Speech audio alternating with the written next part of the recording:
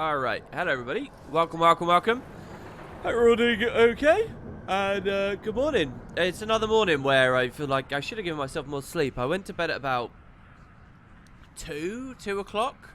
And I'm waking up at about 8:30. So what is that? It's only like 6.5 hours. That's not good, is it? The more days I do like that, the worse it's going to get. It's going to keep stacking up. Not very good idea. But I had some fun yesterday. I was playing a little bit of PvP with an old friend who I hadn't seen for a very long, very long time. And we were trying a really silly combo. Here, I'll show you, I guess. It's a pretty funny idea. Basically, yesterday I casually commentated the monthly with Valen over on his channel. And whenever the monthly comes around, I always get really excited about PvP, and I always get really interested, and I always, I genuinely feel like they're cool things each month. Saw some VODs, some perspectives of people fighting and stuff. It was good fun. I haven't done any tournaments for, ages and ages, so it's been like 2 months since I've done a monthly.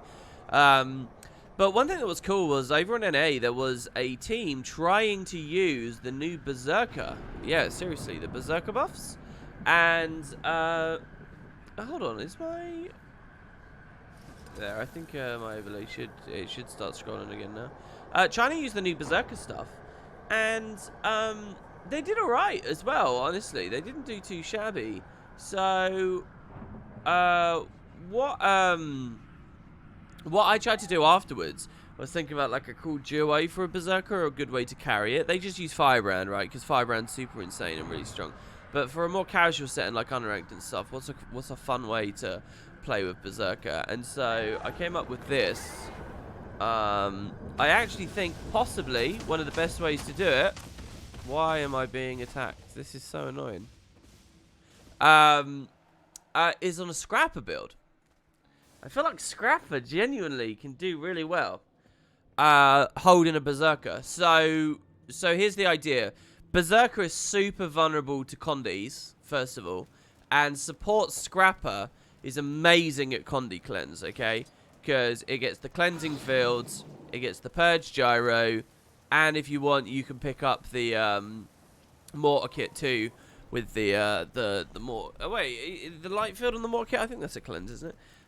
Or you can pick up the elixir gun. Is the thing I really wanted to say. So that's pretty cool. First of all. But also, you could take Fury of Purpose, which means the boons are flipping into... the Condies are flipping into boons. So, like, the Berserker, when paired with a Scrapper, can take shit like Brave Stride. So, Brave Stride gives them stab on their first strike, which usually is a terrible idea, because a Necro would just fear you with it. But then the Scrapper can just turn it back into stability, like, instantly, You can do little things like that. Brave Stride's really good on Berserker because it actually allows you to use your stupid combo without instantly dying. Without instantly getting interrupted, sorry. But, you can give the Berserker Alacrity too, so that it can do more stuff more quickly. You can do a lot of powerful things just through that cleanse and that heal support, right? Then, where it gets really gross and really fun... is the sneak gyro and is elixir. So you can use this to bomb the Berserker in and bomb the Berserker out of combat without anyone really knowing. Like, the stealth is so huge. Giving stealth to a build like that is just hilariously cheesy and broken. It's ridiculous. So that's like extremely powerful. That's the main thing that actually inspired me about it. And then you can give them super speed. You can smash super speed. Super speed on a Berserker is obviously OP. They get a little bit when they first go in, but you can sustain that super speed on them for ages, and this allows them to not worry about the fact they didn't necessarily have too much swiftness, not worry about, even necessarily taking discipline for the melee move speed and stuff, right? You can just kind of go ham. And that's not the only super speed, by the way. There's super speed at the end of each gyro, right? So the sneak gyro gives you super speed as you leave. The blast gyro gives you super speed. And the purge one. So this slot really is an optional slot. You can run the blast gyro, which gives the Berserker 12 might from stealth at the start. And it gives them like this unblockable launch, right? So the more CC that the scrapper adds, the better. You can stun lock someone into the Berserker burst. You can blow them out with the blast gyro. That's pretty fun. So this needs to be a stun break skill of some kind, right? So it's a stun break because of bypass coating here. The other one that's really fun is Slick Shoes. I know this sounds stupid, and these are pretty underpowered by today's standards. But you're running in stealth with the Berserker. And then you drop the Slick Shoes in stealth, and the person just gets random knockdown for 2 seconds. Okay, it's a good knockdown. And right as they're knocked down, the Berserker just bursts in. Yeah, so you can just knock people down like that, and really mess them up.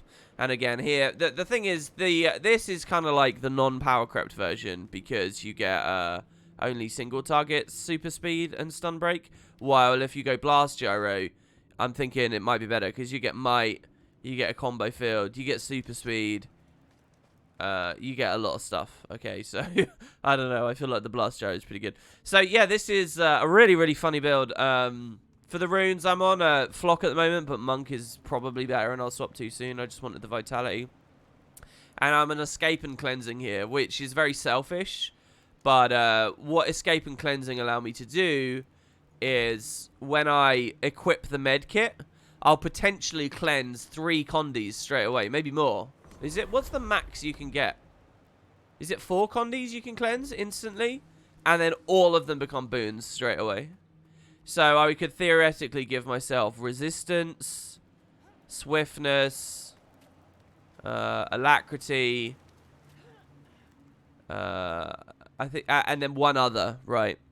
One other based on whatever damaging condi was on me all at once as soon as you swap in, because of the Pure of Purpose. That's before we actually start using this, and that's only on me, but you know, it's nice. It's nice for the sustain. So yeah, that's about it really. So I was playing that quite late into the night, basically. All right, let's go back here. Let's go to character select. And yeah, what do I have to say about Master? Well, I was really inspired for a window yesterday to get back onto the stream and do some stuff. I've just woken up now, so I'm feeling a bit tired, wondering what I want to do. I guess we'll just roll through our characters and see how we feel.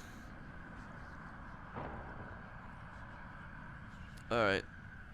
Okay, so,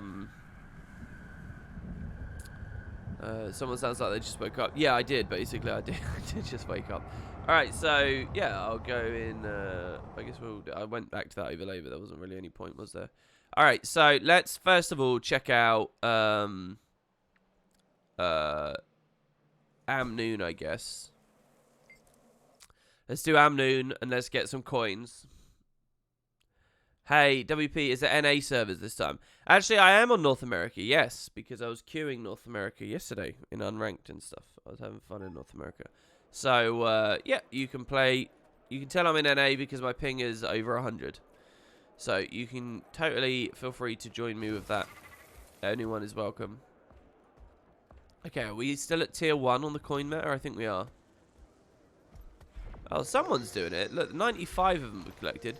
This scale's so low, by the way, that I'm pretty sure with just 2 people. Maybe you need 3 people. How many can you collect per phase? 50? An individual player.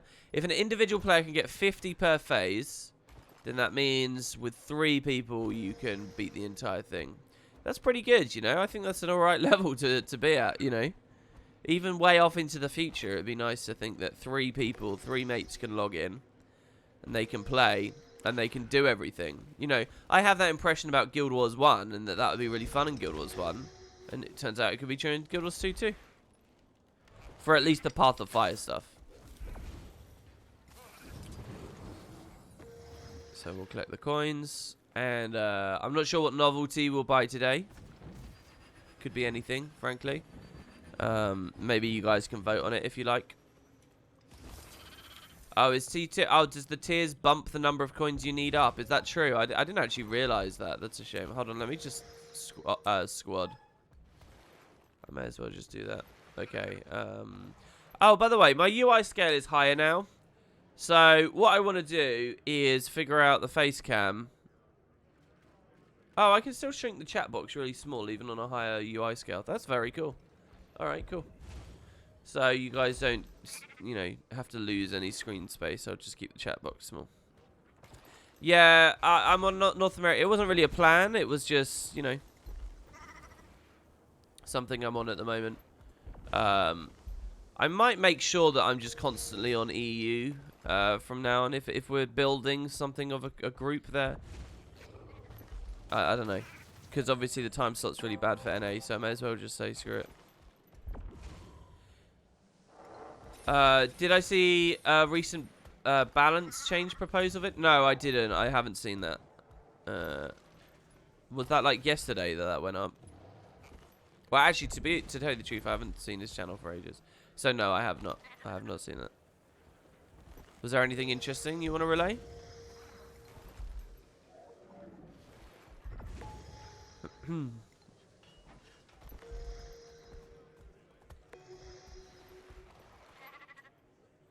Amnoon New Monastic Catalogue. Useful to collectors and traders like this catalogue shows coins from ancient to modern. Do you always get one of those on the phase transition?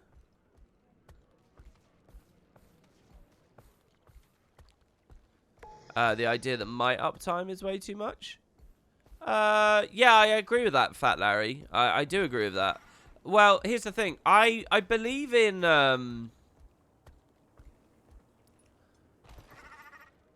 I believe in more effort going into getting might, but much more reward, such that it is meta to get might, but that it's an active gameplay component for people.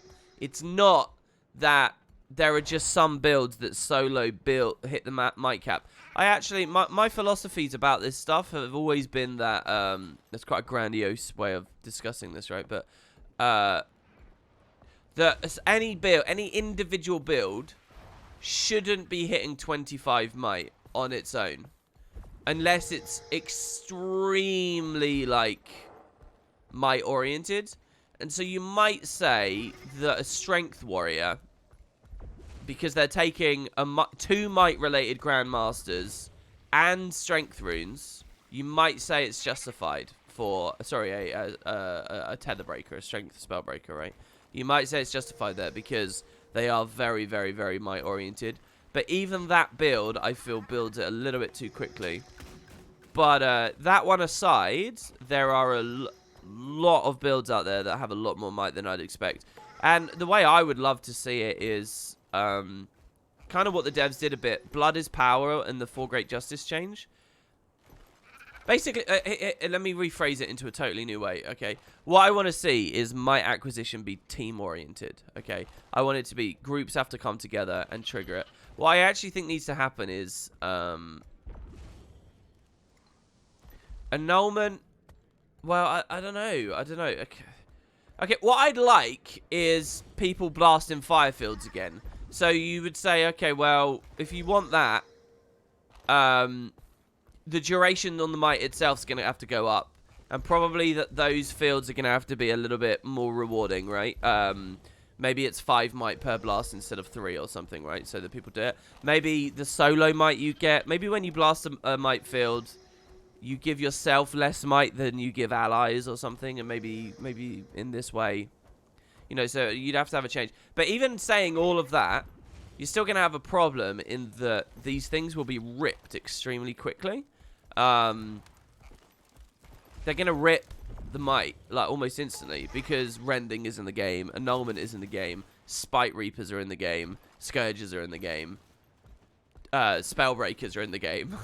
There's a lot of boon rip out there, and there has to be all that boon rip because of all the boon creep in general. So now we're like, okay, to solve that problem, just across the board, boons need to come down so that you can loosen up on the amount of boon rip that's in the game, so that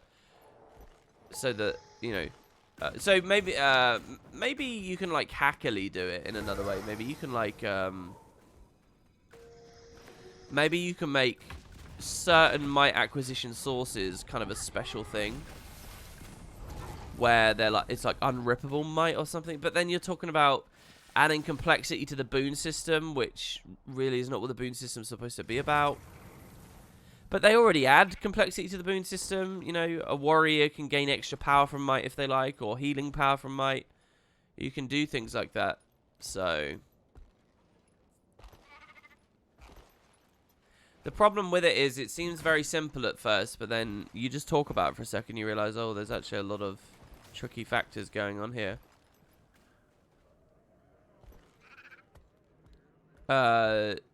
You voted already at Wooden Potatoes. Sorry, what do you mean? What, are you talking about the EU elections? Look, I'm still, okay, hold on, wait, we'll go to the next phase. Also, before I move on, did anyone say anything else about that? Mostly talking about reducing burst damage and might power creep on Rev and Warrior, nerfing Vigor uptime on Thief, second reduction. Yeah, I'm probably a bit biased because I've been playing a lot of Warrior lately, but I really feel like Soulbeast is just insane at the moment. It might just be, it's likely that I suck at fighting it. But any kind of map where there's not much line of sight.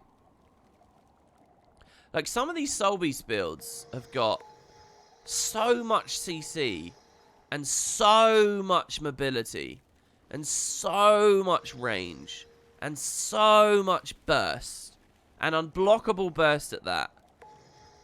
It's crazy. And I know that I've just listed so many things that it's going to start losing meaning, but I really deeply mean each and every one. Like, we can drill down into any little thing I just said there, and it's, you know, like, let's examine the mobility.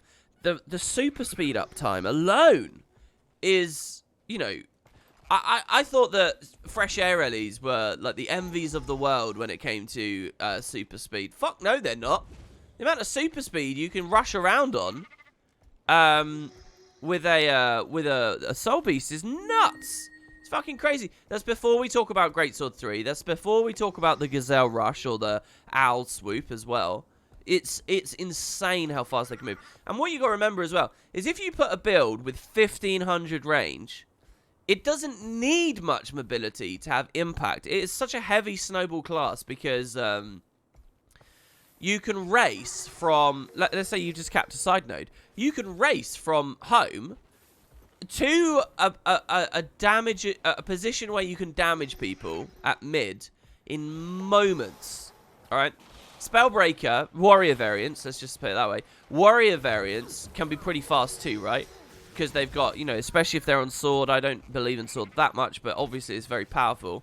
You can, you know, you can sword 2. You got your 2 greatsword skills. You can even freaking Bull's Rush for mobility if you like. You can move fast. But a warrior at least has to be melee, right? So they've got a big gap to close. You put like a Soulbeast on like Capricorn or Legacy or Temple. They literally use 2 skills and now they're in fighting range. I'm not joking. It is literally Owl Swoop, Greatsword Swoop, and now you're shooting people with your longbow. Or at the very least, barraging. Even if you look at like a map like Kylo, where, you know, there's a big-ass wall that you've got to, like, climb up, you can still, as a Soulbeast, stand on the side and no line of sight worry, barrage off the side. Soulbeast, randomly throw a merge and randomly throw a Sikkim to buff the damage of the entire thing. You can do these things. It's crazy. It's really nuts. I've always said that Unstoppable Union is broken. As well, the unblockable. Why? The fact it's unblockable immediately is insane. But the fucking thing's a stun break too. So you take this trait, and if you see the Soulbeast, thinking, oh yeah, I'm gonna, you know, I've caught him. I'm gonna burst him down here. He's just gonna merge, which will insta stun break, and then he's gonna like Psyamoth knock you down or something, right? Or he's gonna GS5, or he's gonna GS4. They could just do so much. Or simply swoop away. It's insane. I mean, it really, really, really is. And it is a situation where it's been insane for a very long time, but a lot of the things that were punishing it have been nerfed away, so who knows? And this is not to talk about World versus World, where the issues are so much more exacerbated. I usually don't talk about World versus World because I don't really care about World versus World balance, frankly. And I think that stuff like, well, I think cheesy and gimmicky things should flourish in World versus World to an extent, but this isn't even a cheesy and gimmicky thing necessarily, because it's just so well rounded. Shadowcat, I've always been a bit of a grumpy person towards Ranger. People don't like listening to me talk about Ranger because I've always had a bit of a thing against them. But yeah, I played a few queues on that build just to really understand it, and the potential and the power of it is staggering. Really staggering.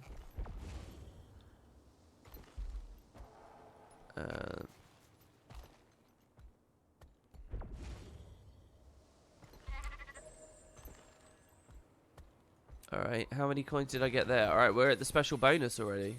Jeez. Okay, well that happened pretty quick. Let's go check out the Choya. Rangers matter too. Hashtag Ranger mains. Oh, they definitely matter. I'm not saying they don't matter.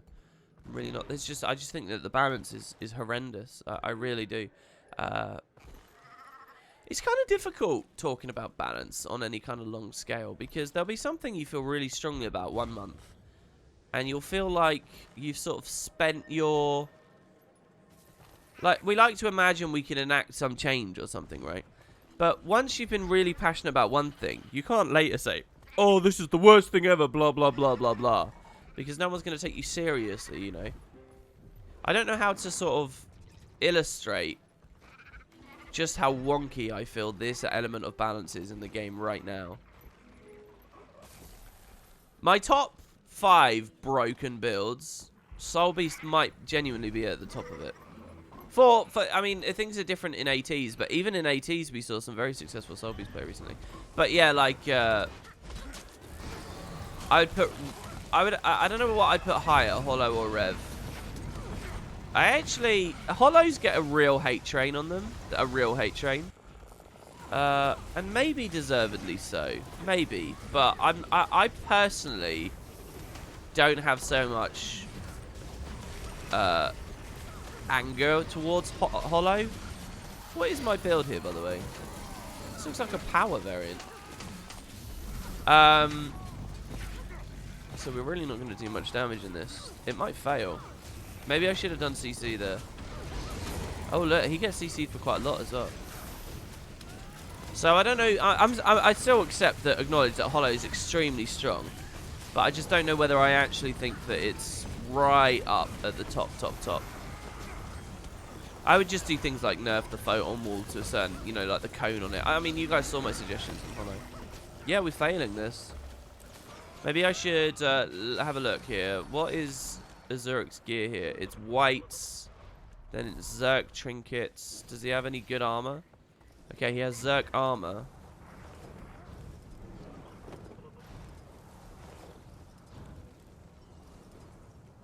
Now, he's going to be doing this multiple days, so I don't think... And then he has... This is weird, guys. This is a low-level dagger, just with the incinerator skid on it. That one's a high-level dagger.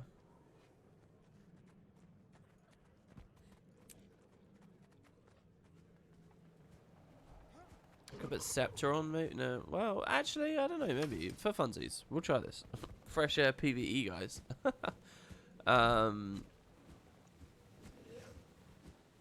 Let's claim this. That's probably good in PvE. I guess we'll take that, because PvE, you don't have to care about anything. Oh, slot on fresh air. Swift Revenge. This might be... It's kind of cool to see that this is still in the game. Someone just asked me what I'm running in chat. Westmo, you just asked me what I'm running in chat? Not necessarily a good build. Okay, alright, so anyway, that's that. How many coins did we get from doing a single meta? Did we get all the way up to 200? We got 176, so not quite enough for a gizmo a day. Maybe if I played better, I'd be there. What do we look like with chromatic ooze? We look kind of weird. Alright, okay, so that's that. Then what we want to do is a cheeky Griffon flight.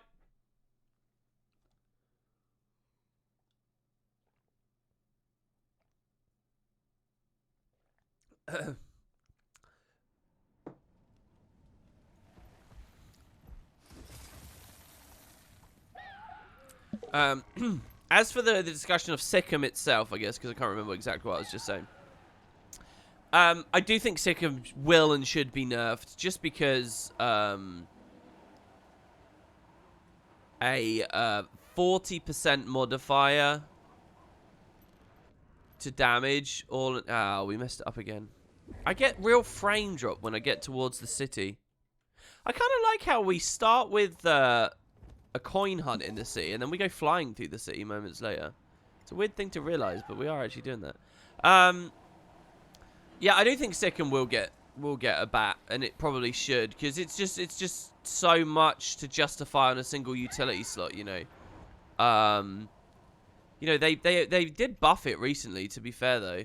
Okay, so I've probably gone too high here because, or maybe if I clip the top of this orb, I'm good. I did. No, I'm too slow. I'm too slow. All right, let's try that again. I cannot raise. This is entirely about getting the first thing. Maybe that's all right. Yeah, exactly. It's on the grounds of it being an outlier, I can see it getting a bat. That's exactly right. That is the way I would describe it too. That was not high enough. Let's go even lower. You can't say, oh, just make it all effective with a lower effectiveness, because first of all, on the back end, I think that's irritating, but the skill system needs to be intuitive.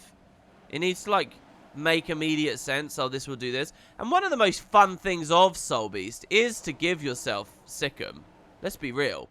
That is sort of the fantasy.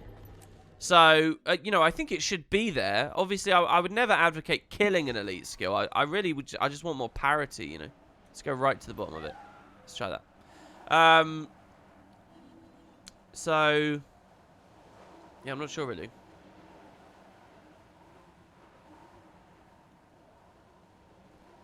Again, Sikkim I would nerf because it's an outlier, but it's not the main issue at all. I don't think.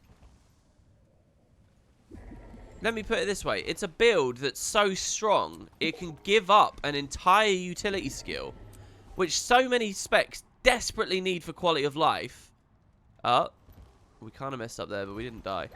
So many, you really need that quality of life most of the time, and this thing's just like fine with it. So I think that, you know, that's signs that there's something a lot more heavy going on.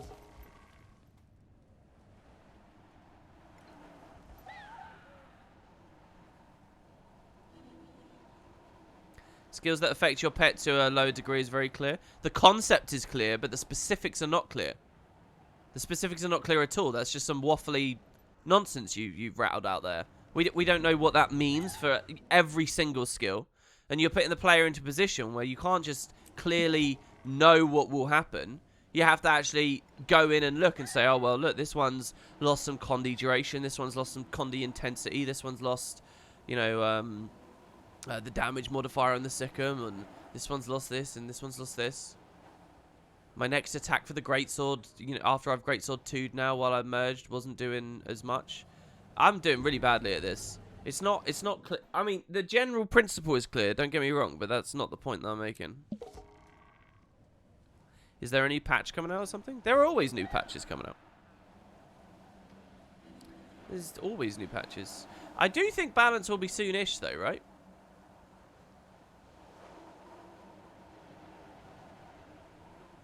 What if I just do it like a single flap there? Oh, here we go. Alright, I've mastered the ability of using a single flap. Alright, and we got gold. Number 10. Number 10.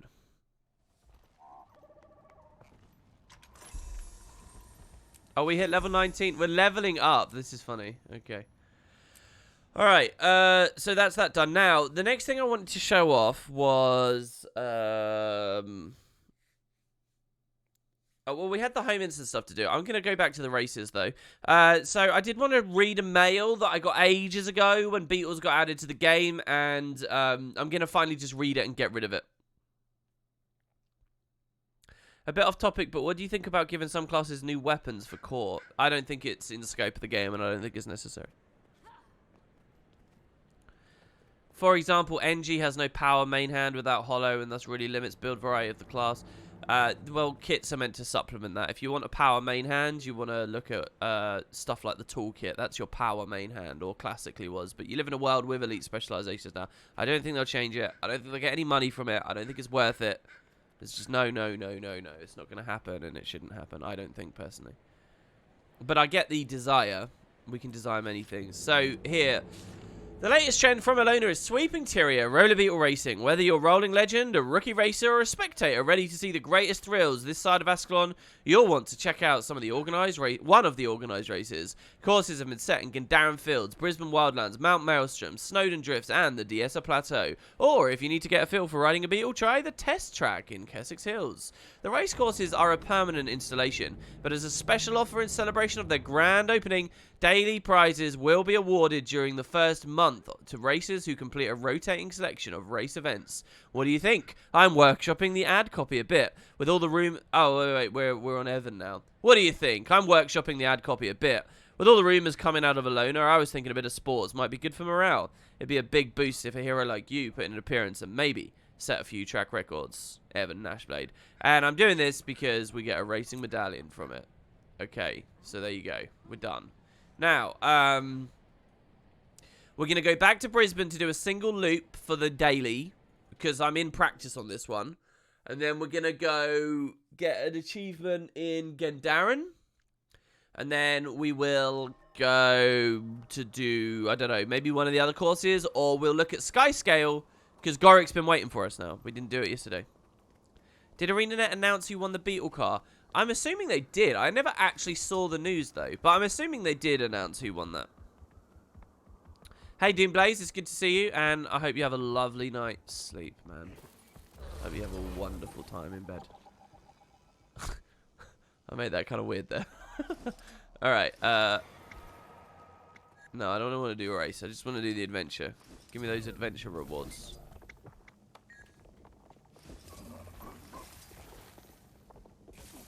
Okay.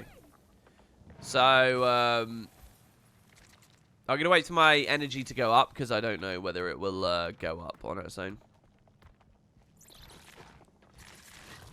Your perspective really comes from World vs. World. Yeah, but you might only play World vs. World, but in the rest of the game, that issue doesn't exist, so I don't think we can look at it just like that. But, okay, I understand what you're saying. I never really thought of that either, how World vs. World might impact a view on purely engineers balance. This was a bad boost. Might be able to... I'm in practice, guys. I'm in practice, I promise. We get a big... Oh, look. These guys synchronized their beginning with me. This is pretty good. Oh, we took the corner a little bit better. He's not far behind us. Bit to the right. That's pretty good.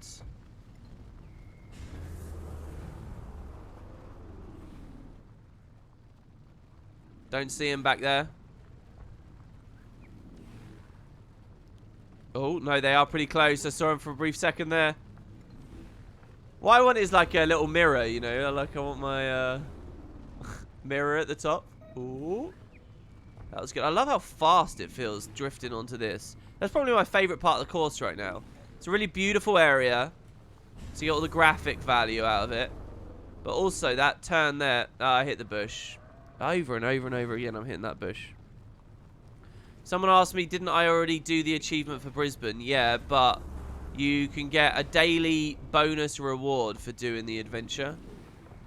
Of extra medallions, and it's the medallions that we want as much as the achievements. So I'm just doing this once today, and then we're off to Gandaren. I literally said that entire thing very clearly, I think 2 seconds ago. Oh, this is pretty intense. I do think I took that corner better than him. We just got to go as direct as possible. Oh my god, did he get dismounted? No. Jump. I jumped it. I jumped the barricade. Get away. Oh, yeah. Tricks. Oh, rip. I think did I lose some endurance there? The thing is... Boost, boost, boost, boost, boost. Okay, we gotta not hit the tree here. Go through. Oh, that was pretty good. We're moving slow, though. We're moving really slow. He's gonna overtake. Go, get up there, get up there. Alright, I think we've won. No, why? Oh, are you serious? This is... Why does that keep happening? Why am I getting launched to the moon just from existing? Are you... What? Come on, I did that yesterday as well. Oh. Right, whatever. Look, we get our chests. It's not many medallions you get for that. Oh, God. Alright, fine. In the Gandharan Fields Beetle track, when you have to cross the water next to the entrance to LA, simply jump once because your Beetle will have to bounce off of water one less time, resulting in you having more momentum after you cross it. Thanks, that's cool advice. What I really want some advice on as well, guys, is the bridge bit. Someone said to just hit the cliff, but I swear I tried that last time. And I'm not sure, sort of...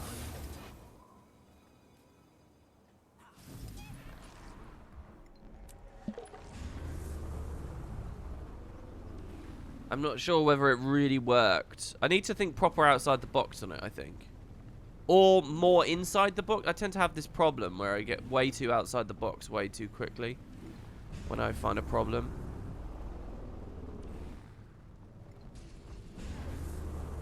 It just makes me look like an idiot a lot of the time.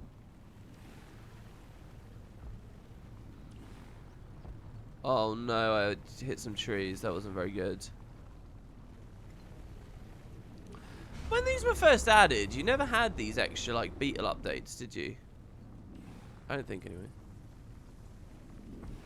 So here you're saying to just jump. I did press the jump key. I don't know whether... Like, look at this speed you end up coming at this. I mean, like that, maybe? I mean, we lose a lot of speed, but... we get our boost back really quickly. That turn was really good. I don't know how that even happened, to be honest. Okay, good. We get the... No! That's so lame.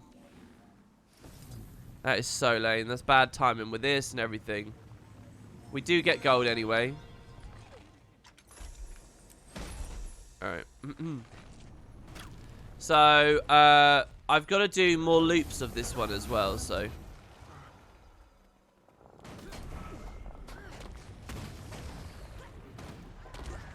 If you're unsure what happened last time, there's a wonderful super edit of that stream you can watch. What, stream is that?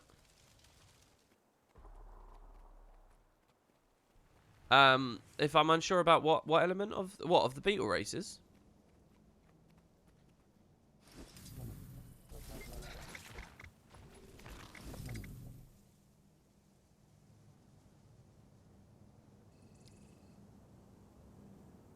Yeah, have you detected that as well, Nocta, to overcomplicate things very quickly? Yeah. Well, I don't know. I try and sort of get... I don't know. I want the race to roll so that I can do the lap 3 times.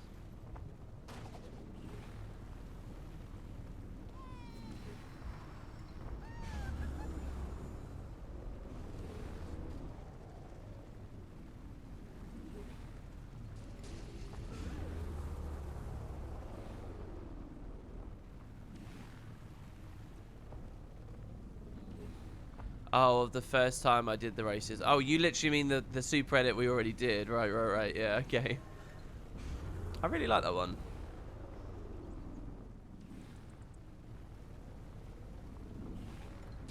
Had a lot of style. So should I boost here, or I'll do it as I come around this?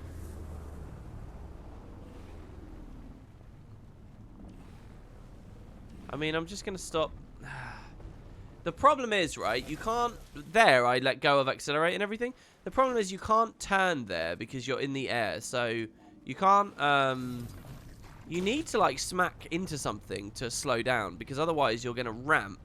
The only other thing maybe I can think of is just going left a bit more as you approach it, so that you can veer right a bit more afterwards.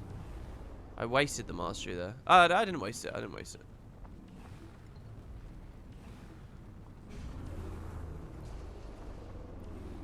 There we go. It just feels weird to me. It just feels unnatural to deliberately hit the rocks, you know? It just seems really strange. There are rocks on the left, in the checkpoint on the left. They boost you up. Is there a checkpoint there? I don't remember seeing a checkpoint there. I tried to drift twice there. What, to slow you down? Specifically? Ha! This guy's called Yogscast Lewis, really? I think I've seen you on some streams ages ago, actually, man. You took his name? Was the last time those guys streamed this game still the Path of Fire sort of praise Joko thing on, like, they did a Christmas stream ages back? Oh, no, I got it, I got it, I got it. Well, look, here we've got so little speed. I still can't. I still can't. Going off on the left is not. Whoever said left at the checkpoint, I don't think that. Here's the other problem as well. Rather than just finding my own solutions, I tend to end up looking at chat and then I'll get like a weird solution that hasn't been described to me properly, or just a full-on insane solution, or I'll interpret it wrong. There's like all these other things.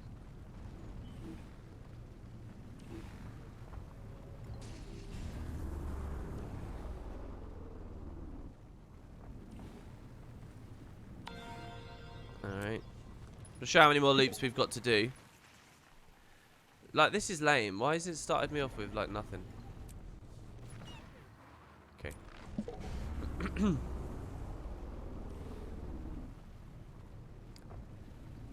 It does work if you take the left rock as a slope of some kind.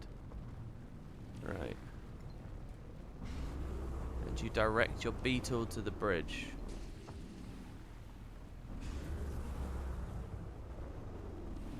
I already have gold girl paint. I don't care about gold. I just it's just for fun. It's just because it's a weird part of the course that feels really slow and strange to me.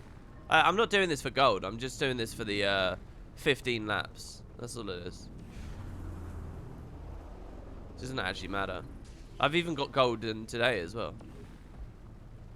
For the daily reward. I suppose to an extent I do want gold. Like here, we're boosting. I'm just going to smack into the rock right here. I remember ramping up. Yeah, I did ramp up. Oh, we got it, though.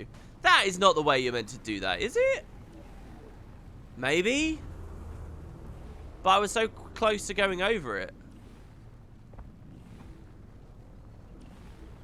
I mean, I did lose a good amount of speed. Here we didn't have the second boost. I got to stop hitting that stump. That stupid fucking stump. All right, we survived there at least. All right, that's pretty good. There's no doubt that I'm not doing very well on this one, because I'm 44th for the day. 44th. The other one I'm like top 5 and stuff. Top 10 I think it was today. It was top 5 yesterday, something else the day before. So, and that stump is definitely a problem. But poor racing lines is, you know, something I'm doing quite slow. Missing out on some of the boosts probably as well.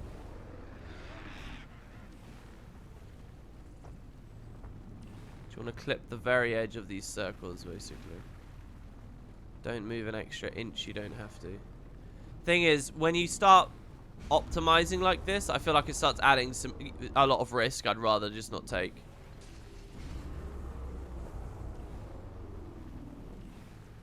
Let's try it again. We're going to go as direct as possible. That's basically what I did last time. Alright, this time we're going pretty slow as well. So direct as possible has to be... Yeah. That time, though, because we were going slow, which doesn't feel like I want to be going super slow. I used my bond there, but it was a bad bond because I probably would have had this boost anyway. Oh my god, that guy's going all over the shop. There's a boost as well in midair, which doesn't really help you or anything. We've got a couple more seconds that time. You know, I have to be honest. Alright, after this next lap, we'll see how many more we got. You should see the sky scale with the bobblehead. You know what? In my Meet the Mounts video series, didn't I show off the bobblehead variant? Pretty much every one of them, and then I forgot with the Warclaw one because it had just been so long. And I think the roller beetle wasn't that impressive, so it wasn't a very cool part of the video. And also, there's a lot more to talk about with the new mounts. The other ones, it was like, oh yeah, during the story you're going to go to Meppy's ranch and here's the Springer, there you go. Or this is an optional mount. If you go to the south of the Alkali Pan, you'll find these guys, these Jinn, they're doing X, Y, and Z. It costs a lot of money, it's 50 gold by the way, but here's your final optional mount, the Jackal, right? You know, that stuff was easy to say. Then from the Griffon forward, it was just kind of... Get it? Get it? Get it? We did get it, nice. Ooh, did you see the hesitation there on the camera? That guy came out of it quicker than me, but that might be because he had a boost. We're going to use the bond here. Probably don't need to drift there. Let's look, ignore the stump.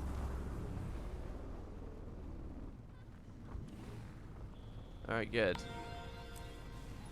Wait. Let's see how much we've accomplished. Side stories, roller beetle racing. So the lakeside loop, we got to do it 2 more times. It's not bad. Another 15 medallions, and that's that part of the current events done. Let's do it.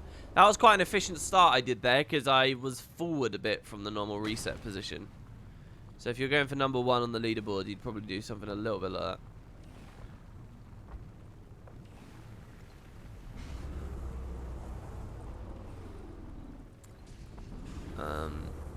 But yeah, Darg showed me a video yesterday. If you guys follow the Discord, if you come join us in there, Darg linked a video he'd made of using the sky scale in Ebonhawk. And I never realised, but there's one of those magic path things there. I don't know what they're actually called. What are they called? Like, you know, like ley line paths to ride around on the sky scale in there. And it was really entertaining to see, actually. The thing looks huge as well. Like, so big. It really does feel like you're on a full-on dragon. It's very nice. It's a very cool sort of final mount. I really do feel that way. You know, with the idea that that was going to be the last episode or whatever, it was going to be a bit of a finale. You give him a dragon to ride in the game about dragons, you know? I think that feels pretty satisfying. But knowing the game will go on, I guess we'll maybe get an underwater mount too. Maybe. I really think that there's space for one. It's going to feel like a bit of a weird extra. But I really think there's space for an underwater mount. I still think there's space for, like, all the ideas, really. They've not touched on basically anything that... You know, I did a video not long ago on, okay, here's all the mounts we could get and here's why they're cool. And I'm pretty sure riding a dragon and flying mount was not on that list. I'm pretty sure Roller Beetle Racer was on that list, actually, so they did kind of do something people vaguely expected on that. What else have we had? Wasn't there another one? Warclaw is just, you know, not a very inspired... I mean, it's a well-executed idea, but it's not very inspired, is it? It's not very compelling idea. Oh, it's a cat from the mist. You like cats, don't you? Please give us gem store money. Look, you can put skins on it now.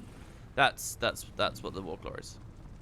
But the idea of getting another sort of mainstream PvE mount, underwater, multi-people mounts, all these things. A Doliac mount. Thing is, this game doesn't really have like robust, like, inventory-oriented role-playing mechanics, right? So you couldn't have a Doliac that carries supplies for you and actually is meaningful. You couldn't do that. There you go. The Lakeside Loop is done. So we've got 2 more now. The Mount Maelstrom one and the Ascalon one. Let's do Ascalon next because I honestly remember struggling a little bit on the Mount Maelstrom one, and I don't know how I'll do. Well, look, when we get to Cantha, yeah, there's a lot of ideas of Mount Siege Turtle, definitely. The sort of the issue with the Siege Turtle is maybe not much of an issue, but it's a thing to think about.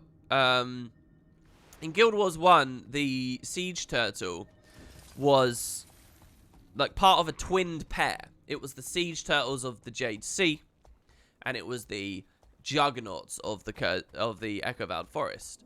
And, you know, the two were constructs of the people that lived there that were powerful things in war. Amber was used to create one, Jade was used to create the other. They were always paired off in like the competitive modes. They were, you know, there were these things that were very much a duo. There's a cool word for that. I'm not getting it right now. But so this race is literally about to end. If I just grab a checkpoint, do I get like credit for it? 0 races finished on this. So fine, it was a duo, whatever. Why is that important, WP? Well, it might be important because... Wow, hold on. This just blew my mind.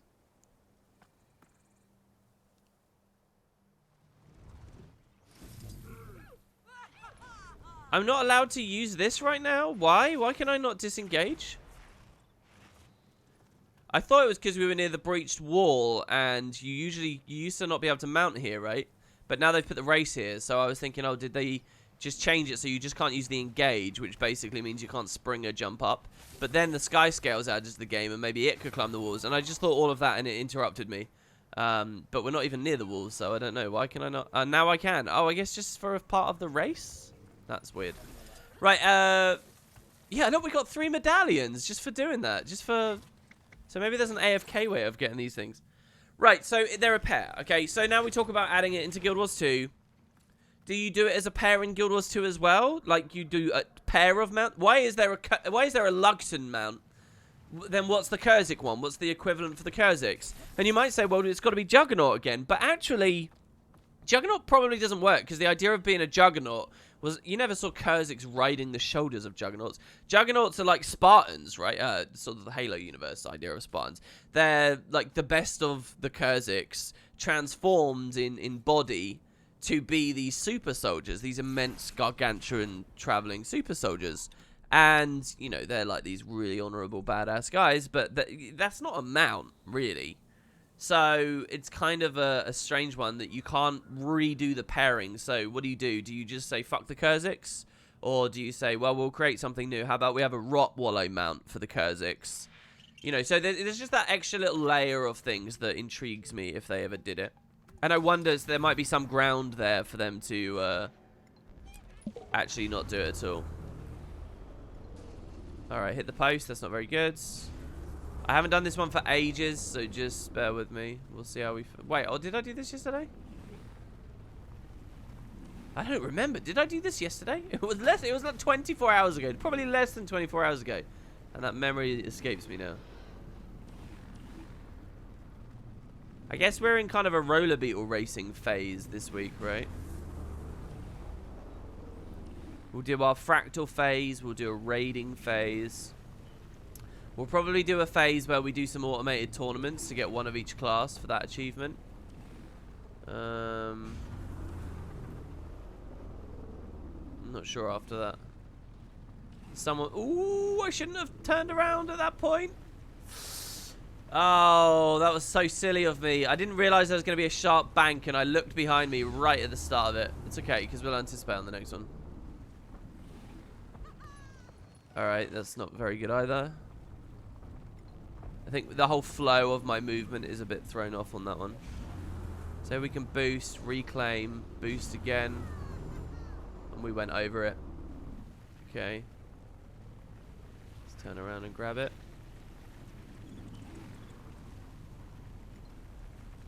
So doing the double boost there seems to be something of a trap. But again, if I was doing it with a normal rhythm, I wouldn't necessarily have 2 boosts available right there. There we hit a tree. In today's world with mounts and all, do you think ArenaNet could remove the slowing down and the inability to TP from combat in open world? I think it's not that important nowadays, but still quite frustrating. Yeah, I have been wondering about that, man. I really have. I don't know. Maybe it's vitally important in certain areas and with certain things. I mean, it's just such a ubiquitous mechanic, right? It's such a staple of the game. You have to assume somewhere it's been baked in that it's pretty important, you know? That was still silver. How was that a silver run? That's insane. So let's try it again. I think I know a little bit better what to expect now, but not necessarily the whole way. So we're going forwards. This whole first bit's really easy. It's just run along until you get to the Devourer place. Slight bend there. I wasn't actually trying to drift that whole time. I wasn't holding the button down for the drift and all of that. I feel like I was drifting for ages. It was showing the smoky mechanic animation. Anyway, that's how this guy overtook us. So, no need to drift here. That guy boosted there. Yeah, I guess I'll boost there as well, actually. So we come on the right.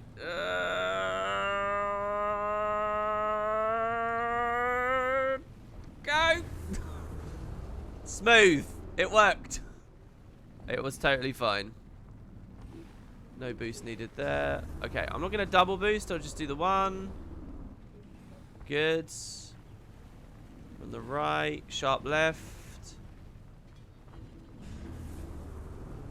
This one's good. This one feels like a little bit more mountain bikey. You know, there's a little bit more ruggedness to the terrain.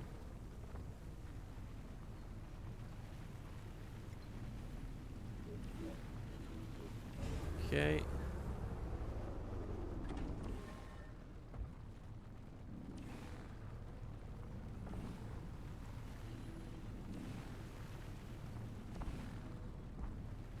And then we get the bubble.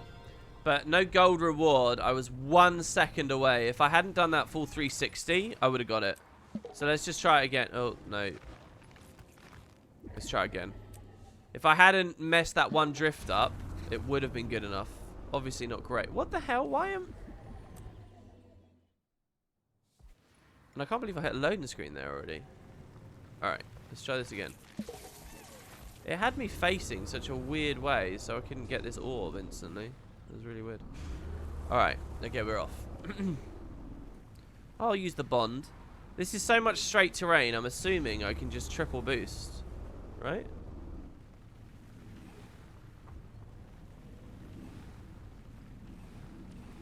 That's pretty bad, but that's not a huge loss. Still a gold run. It's not as bad as the other mess up. So we'll see. We've got 2 people behind us. I really like you guys synchronizing your races up with mine here. So that guy like boosted there before, didn't he? Right, ready? So we just do it like this and we're out. Good. Boost up this. Needed to go left. I had no idea I need to go left there. Alright, this is not good. Missed that boost, but that one I wasn't going to use anyway, but I was at this point when I got on the hill. But mind you, that's a pretty sheer turn there. That was a bad bond of faith. Didn't really, bond of vigor, sorry. Didn't really get much value out of it.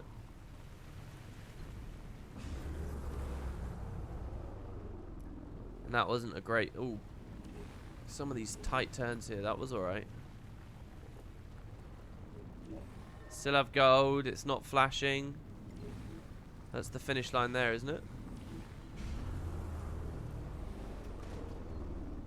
I thought I'd missed that there. Gold runs out in 2. Okay, we got it. All right. So, the UI was a bit weird there. So, with that one done, we'll look to get gold at Mount Maelstrom.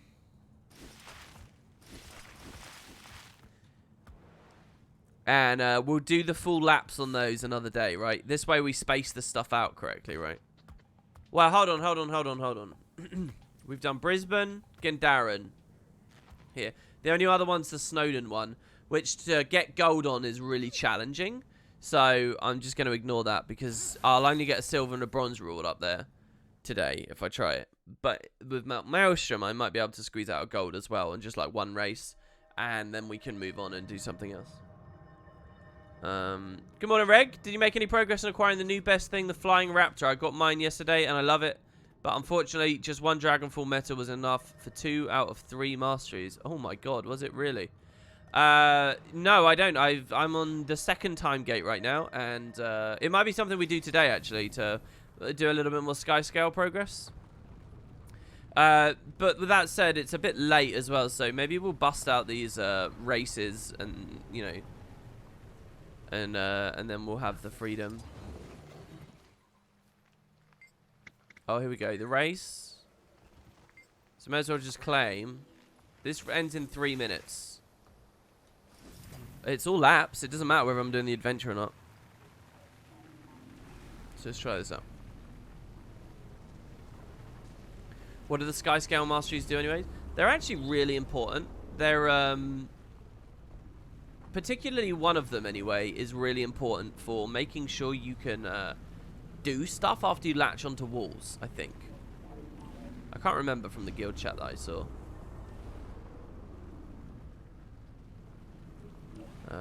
But yeah, we hosted another guild chat just the other day, and it was like about the development of the sky scale.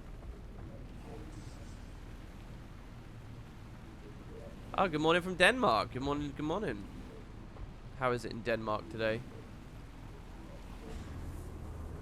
Is it rainy and miserable like this area of the Mount Maelstrom?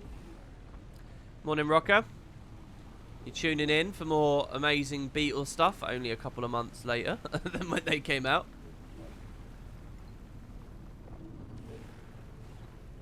Oh man, this one is obviously I've been going really slow on this.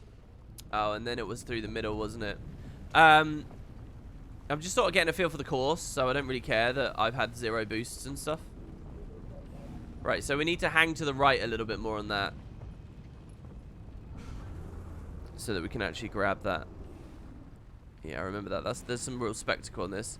We do want to have a bit of movement on us, because in 2 minutes the event ends, and I do want to finish at least 1 lap for the achievements' sake. Okay, it looked like there was a little bit of terrain on the ground in the middle there that I bumped off of, and I'll have to watch out for that in the future. This looks boost safe here. We come back. Yeah, this one's a really rocky route. Okay, lap 2.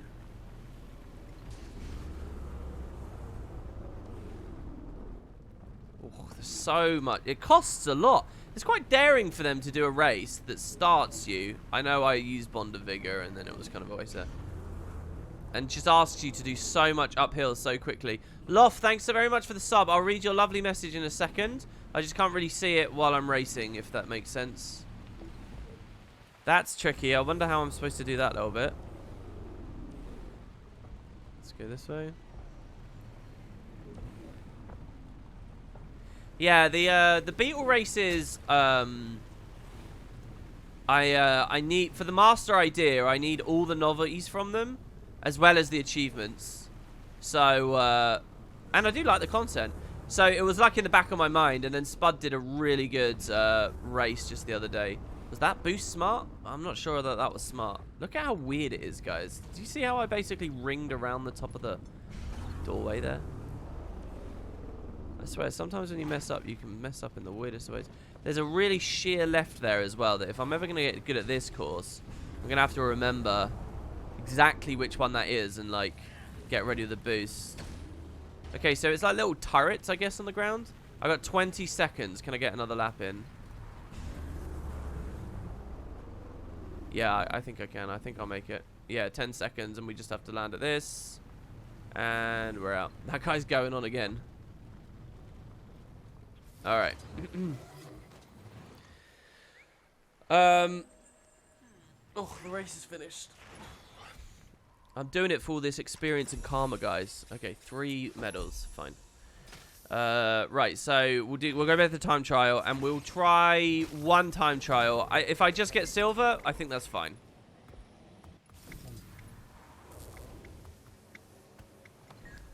All right, so I'm being attacked, as always. You can't actually stand still in Guild Wars 2 if I'm in attack, don't you know? But yeah, what do you guys in chat think about that combat idea? The idea that you could just remove the can't waypoint in combat thing. I mean, it would still have to be there for, like, any kind of graveyard rush content. It's just so it's way too cheesy, isn't it? Oh, come on, really? This race has got a lot of really little things. It's just like, look at that. This is going to be really slow, but I sort of don't care. As long as we get... I mean, maybe we'll just go for bronze. I don't know. We'll see. Boosted over that. I have to remember to not boost over it.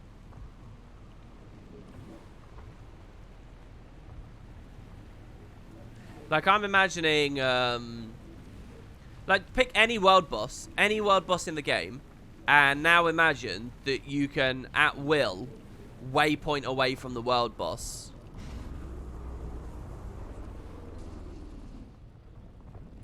What did I do that was so wrong on that one? This is the only problem with the courses, right? You can't just sort of do them slowly to get a feel for them. Because once you make one mistake and you're off the beaten path, your rhythm of speed and boost timings and stuff is off. You get like extra punished. You can't recover because you don't know what... Like here, this is a recovery point, right? Because you pretty much know everyone's going to have just done a hard bank and lost some momentum there. And then they're picking up a blue orb right after. So you know that this bit is somewhat in line with the rest, but... this guy that's beating us in all the races just said, he hasn't done them for ages, and it shows. Yeah, it shows on me as well. Was that only bronze there? Oh, no, we got silver. There you go. Just a couple more medallions. So let's see. Having done that today, let's see how many tokens it costs. By the way, I was running around in the PvP lobby on the Panda Tonic yesterday. Oh, no, this isn't the Panda Tonic. This is the Toy Soldier. And a lot of people, were like, whoa, how are you a panda? It was actually kind of amazing. I've never felt like such a big shot. And I'm wooden potatoes. It was really cool, genuinely. Alright, let's see. So, 70 for running through that. We could obviously claim more if we were good enough for gold on some of these. We'd be a little bit higher. But the pace isn't too bad, I think. I think we should tunnel vision the foul tonic next, just because it's so expensive and it's going to be really demotivating to work for if I leave it there for ages. But once we've got the foul, we have the bear and the foul done, and they start getting cheaper, obviously. Maybe we'll do Choya after that. I do just I want to see as well, when you pick up one racing goggle, will it unlock all the tiers? If it does that, I'm alright. I'm pretty happy with that. If you can get one goggle, you get all three. Get one helmet, you get all three. I'm assuming it will be that way. If it's not that way, then that's really annoying. There's not going to be any decorations I'll be buying for a long time, I think.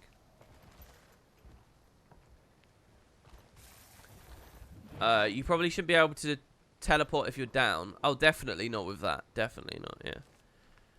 I mean, it's not like in a raid where waypointing away somehow resets you and refreshes all your cooldowns, so you can, like, meteor shower waypoint, meteor shower waypoint, meteor shower. You can't do stuff like that, right? So, I don't know. Maybe it's more possible than I'd actually figured. All right, look, it's. I'm not gonna do the sky scale thing just because it feels a bit late to trigger that. However, I have been interested in a bit of Thunderhead Keep stuff because I want that Corsair chest. But we did do some of this, so let's finish the cutting edge, right? Because we were in the middle of this. So we've got to play as an engineer and get map comp, kill a scrit, and kill branded. That's all we've got to do. So let's head on over to that scrapper I was playing. I think it was Issa, wasn't it?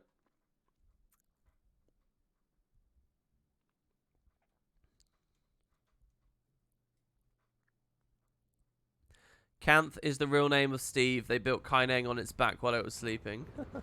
I like the idea that the whole continent is a dragon. I feel like the scope for the size of Guild Wars' lore and stuff is not necessarily big enough for that, though. Alright, I'm going to do Crystal Oasis, and we'll do Caffeinated Scrit here, and then we'll map comp as well. And while looking for the Scrit, I will just grab map objectives that are nearby at the same time. So we're kind of doing a bit of both. But what we're doing right now is almost 100% we're going to be going for Scrit, okay? It's just I'll take little detours. Should I put the content guide on? You know, I remember reading an FPS guide a long time ago that said that this dragged down frame rate. And ever since, I've always been a bit iffy about using it. I mean, I don't like it in principle, what it's all about. But for a moment like this, on a stream like this, I think it's okay. So, like, we can just grab these as we go. So, the first caffeinated Scrit section place you could spawn is, like, up here somewhere. I'm not actually on Wiki right now. This is just from memory. So, I'm going to be a little bit wrong. I think you can find one here. If it's not here, obviously, there's other places you'll find them. Essentially, if you guys don't know how this mechanic works, I may as well explain it. I'll take this time to teach you guys. So, on the Path of Fire maps, every single one of the maps, okay, so the core ones, you've got the Crystal Oasis, the Highlands, the Riverlands, and so on. There are 5. I'm pretty sure it's 5. There might be 4 in some, it might be 6 in some, but I'm pretty sure it's 5. There are 5 potential places that a caffeinated Scrit is. And there's always a Scrit on the map. You just don't know which of the 5 places it is. So for the Guild Wars 1 players out there, it's a lot like how many of the old boss spawns used to work, okay? So somewhere here, there is a Scrit. Now, the Scrit spawns out of a chest. It's called like a buried chest or something. So you find the chest, you open it up, and the Scrit appears. The Scrit then will either be killed by the player who opened the chest and caused it to run off, or it will escape. Once either of those has happened, it disappears and it goes to a new spawn location. So if you ever need to find the caffeinated Scrit in Path of Fire, if you're farming them, because they drop something, don't they? It's a bit like treasure mushrooms from Heart of Thorns. I'm pretty sure that they drop something. If you're doing that, what you really want to do is memorize all the places a Scrit can be, and then rush from one to the next, to the next, to the next. The Nightmare scenario, Rocket Boots underwater, is really fun. The Nightmare... Oh, and do you know what's awesome? Coming out of water and not having to worry that my reshade's going to freak out.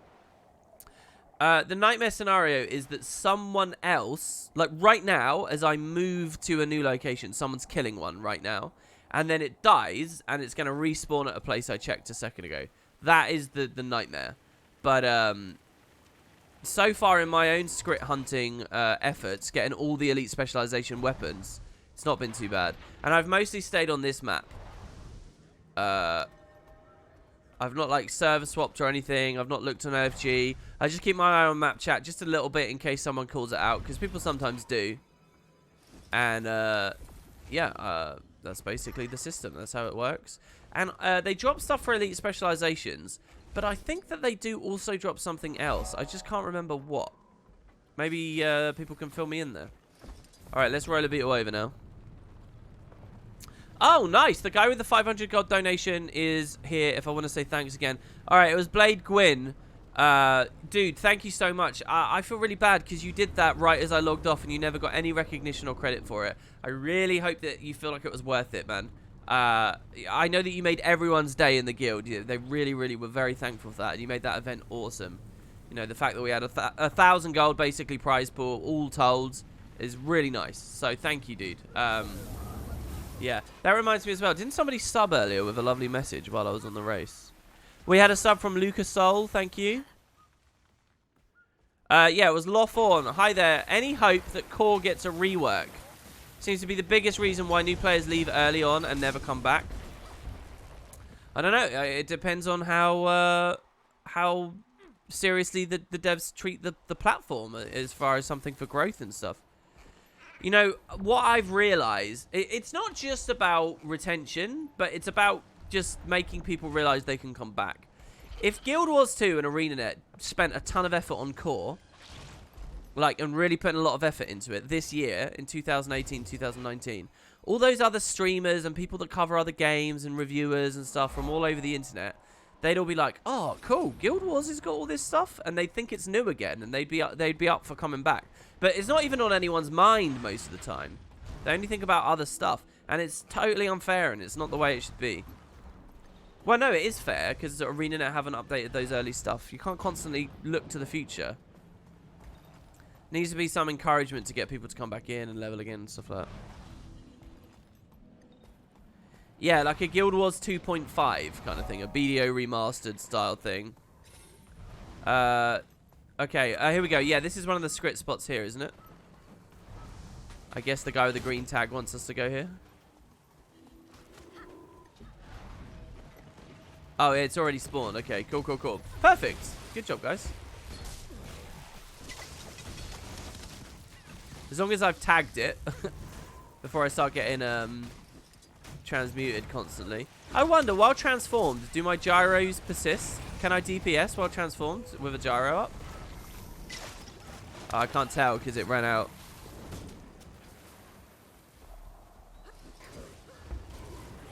I should just flamethrower and try and maintain something of a distance. Oh, he throws the potions in front. I thought he only threw potions behind, honestly. Oh my god, careful of the traps. Yeah, yeah. Alright, nice. Okay, good. So you get the coffee, and from that we got the emergency release valve, which is a part of the cutting edge. So nice. So now we got to kill Branded for a fragile prism and get the Holosmith's cache. So, here, I've got an idea. Let's go to the Branded area of this map now. And we'll map complete on our way over there. And let's, as we get, like, the point of interest and stuff over in the Branded section, which I don't think there's much, but you got to climb the pyramid at least for a vista or something. As we do that, we can,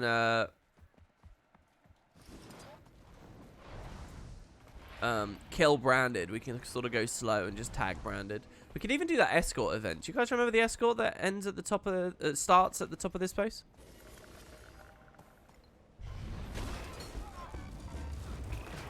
Well, yeah, Rocker, I agree, but it's monetizable in as much as a higher population is king, right?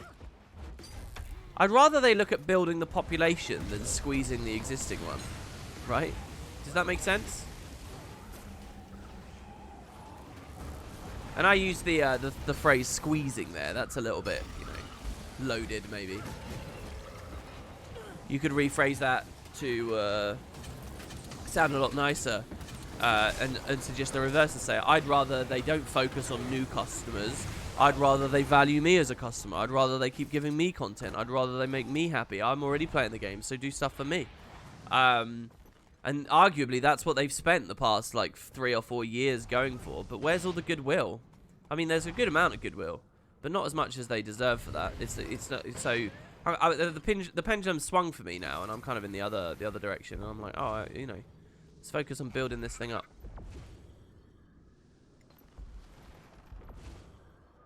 You get the feeling they look more at short-term income for NC Soft. Yeah, that is speculative. I mean, it makes sense, but it is speculative. I've always found it, I mean, none of us actually know at all what the relationship with NC Soft is like. None of us even remotely know, which I find quite interesting.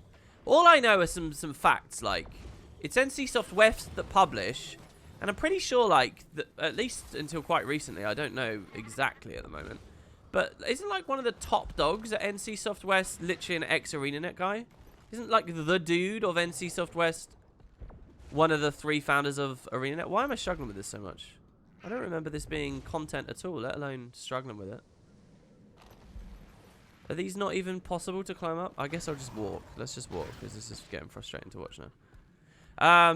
So I've always felt like they had a pretty nice, you know, nice relationship where they get lots of time to do what they want to do. But again, that's my own speculation at the time.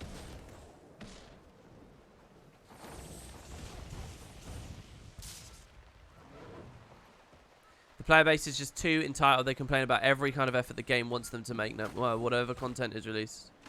Well, you got to understand, it's not individual. You're right to say the player base, because that's not actually a criticism of any individual. But that is the problem. Someone else said it as well, that the game's like lacks vision. I would use the phrase, it's my favorite phrase, unity, okay? And I know that sounds like a bit silly, but listen. What I mean by that is like cohesion of mind in the community. There's very little of that with Guild Wars. It's very fractured and fragmented, right? Because they've added all these different ways to play and justify these different ways to play. Now that fracturing is all well and good, and it means you can get a wide variety of people playing. But it also means that whenever there's some epic new raid, a huge part of the community isn't interested in it, won't look at it, won't talk about it, and just won't. And it's not malicious, it's not angry. Sometimes that spills over into the forums as malicious. I hate raiding and raiders, blah, blah, blah, blah, blah. Sometimes you get that. But the real damage is not that. The real damage is people just don't give it a shot. They didn't give the last wing a shot. They won't give the next wing a shot. They won't realize how powerful that stuff is. Right, that's one fracture. The next fracture, PvP, you know? If you cover a bit of PvP, if you talk about PvP, no one watches. No one's interested enough. You have to be a part of that fragment. And then people will watch. And then people will be interested. But you can't, like, break in. And people aren't interested in breaking in. Wild versus Wild is the same. Oh, there's balance. This wasn't perfect for my game type. Fuck the rest of the game. Fuck the devs. Right? And so it's that fracturing. It's that lack of unity. That lack of vision, as someone said earlier. That's what's done the game in over time. I think. Or it wouldn't necessarily have. If every single fragment could feel 100% loved and catered to all the time, fine. But obviously resources have been pulled away from it over the years. The game in general, so they've never been able to do that. So I really, really, really think what I've just illustrated there is the defining issue. Because the goodwill is what you really need for all the word of mouth advertising and all that kind of stuff. And so they just miss out on so much.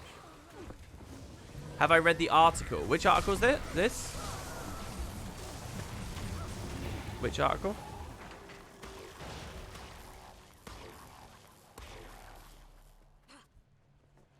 New watcher here, player, returning to Guild Wars 2 after a while. Used to live in NA and since moved to EU. I'm curious if you know just how affected I am from the ping. People say it's no big deal, but I'm not sure. Anyone know? I can talk a lot about that. I'll do it through story for you. So these are forged, not branded, and we really want to kill branded, so I'm going to come over here. I spent genuinely like the first 2 or maybe even 3 years playing this game. I live in Europe, and I play over on NA servers, okay? Like nearly always. To this day, I play NA, right? My friends and my communities tend to be NA. I mean, Spud is both. And I PvP a lot on EU, so I've had a lot more EU playtime recently. But, you know, NA is like the 90% thing I play. And I have successfully done map comp and story and fractals and raids and everything you can imagine. It's fine. That's what I've done for years, and I don't really have too much of a problem. However... Okay, and then, even through those initial 2 years... So for like 2 years or so, I genuinely believed, I would always say lag doesn't mean anything. Anyone complaining about lag is just making excuses. Wait. Lag does mean something, but specifically cross-region lag. The fact that I'm currently at 127 instead of 30, that kind of lag. I spent like 2 to 3 years telling people, you're just making excuses if you think that that's affected anything. You're just, it's nothing. It's just whining, right? That's what I said, and I genuinely believe that for so long. Is that little of a deal. It is no big deal, okay? And everything I just said there is true, but I have been a bit more rounded out recently.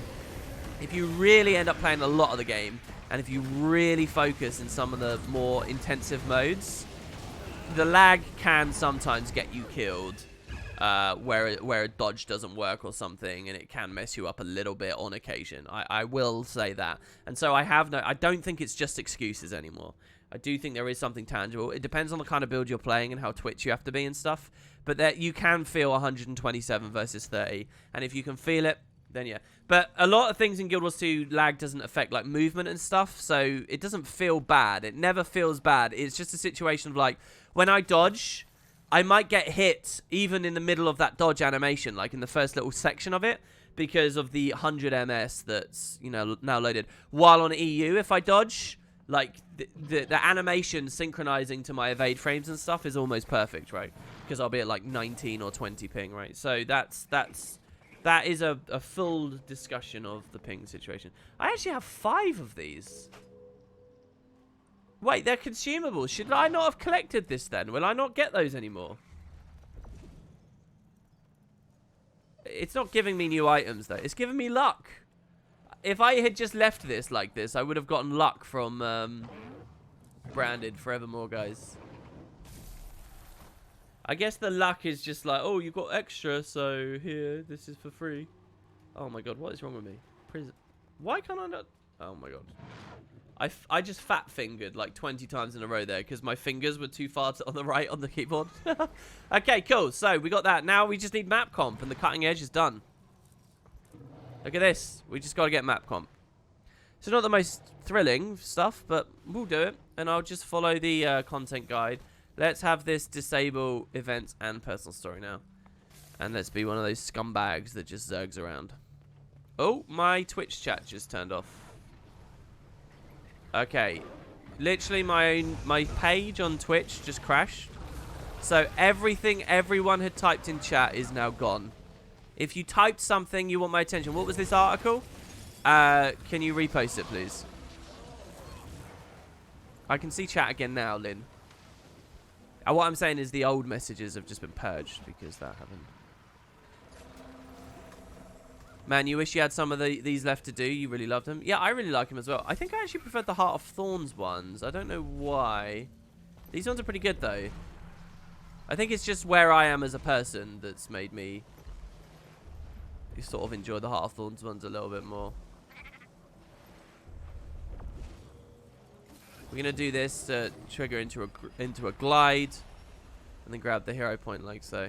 That was a pretty fast way of climbing, honestly. I've never climbed that like that.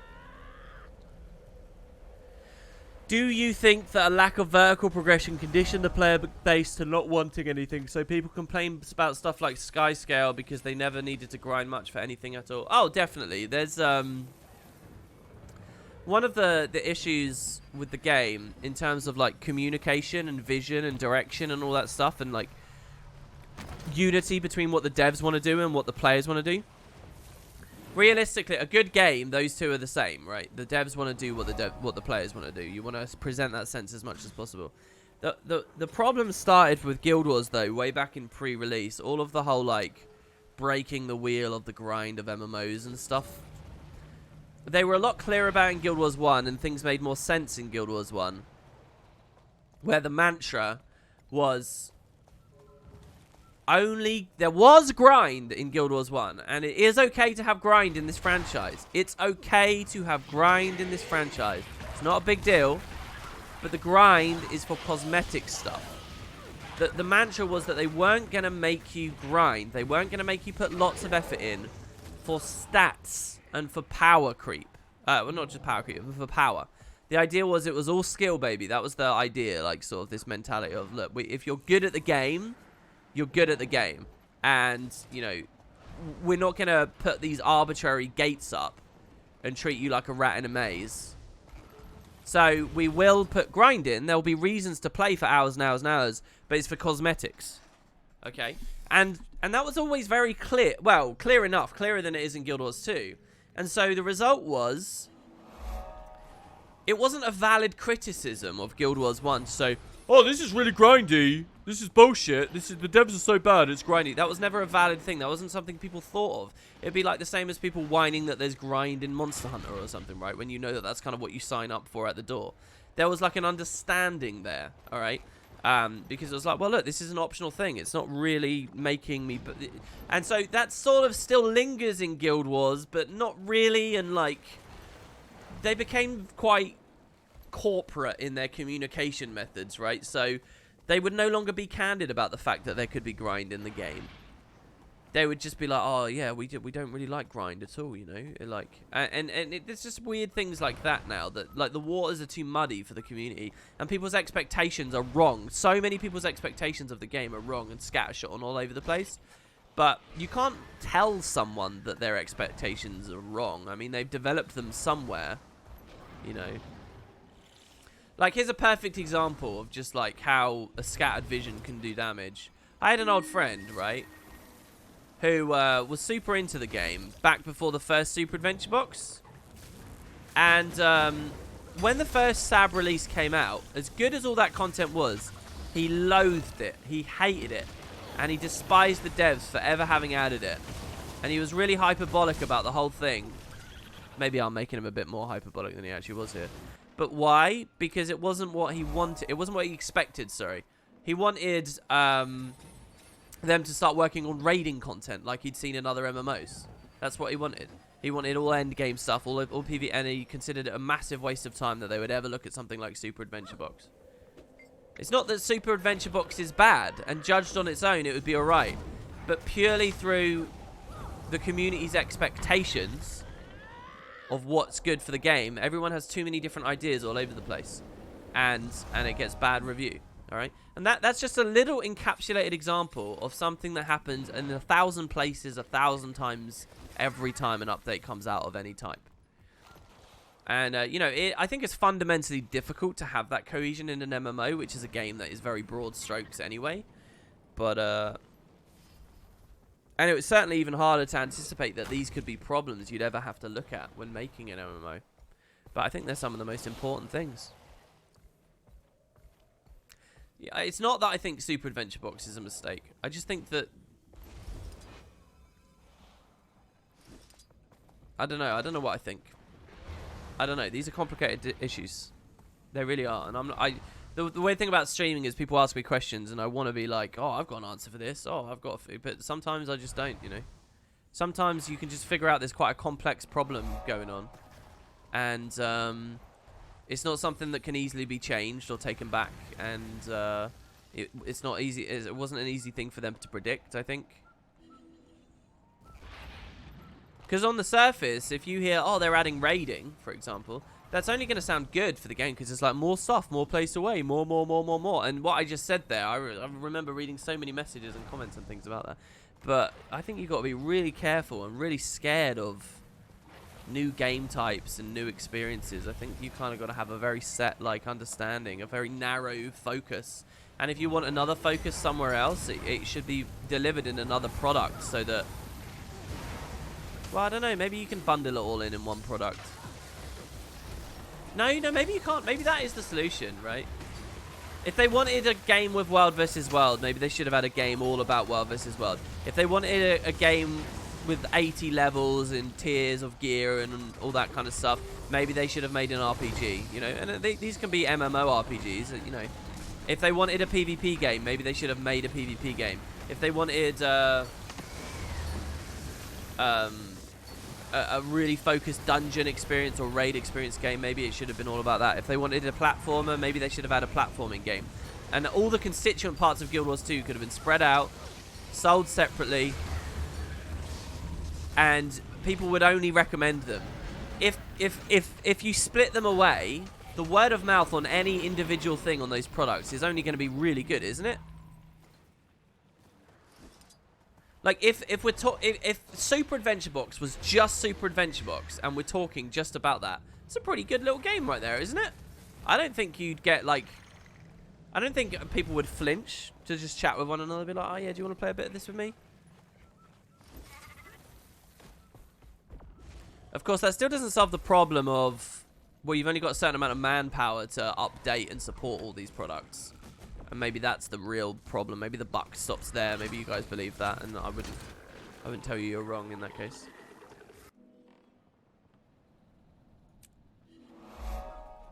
Remember when they wanted a game with unlimited levels? Actually, I don't. Was that like one of their super early 2007 like ideas? Like, oh, you're going to be climbing trees and there's going to be companions with you at all times. Was that level of thing?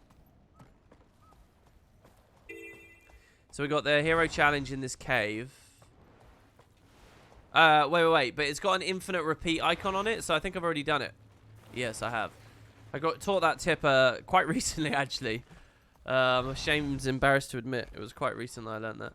Okay, so for this, by the way, this whole heart is really slow and tedious. The trick to the heart is... to raptor pull the crabs when you first get here. for some quick progress, and usually they're positioned such that you can get multiples at once. I was a bit concerned having a Zerg here because we might, you know, kill him early, but everyone's being really patient, right? And then you can grab Fireflies, and if at the end of Firefly collecting you don't have it finished, these guys will have respawned. I'm not going to bother with the Veteran. There's no need.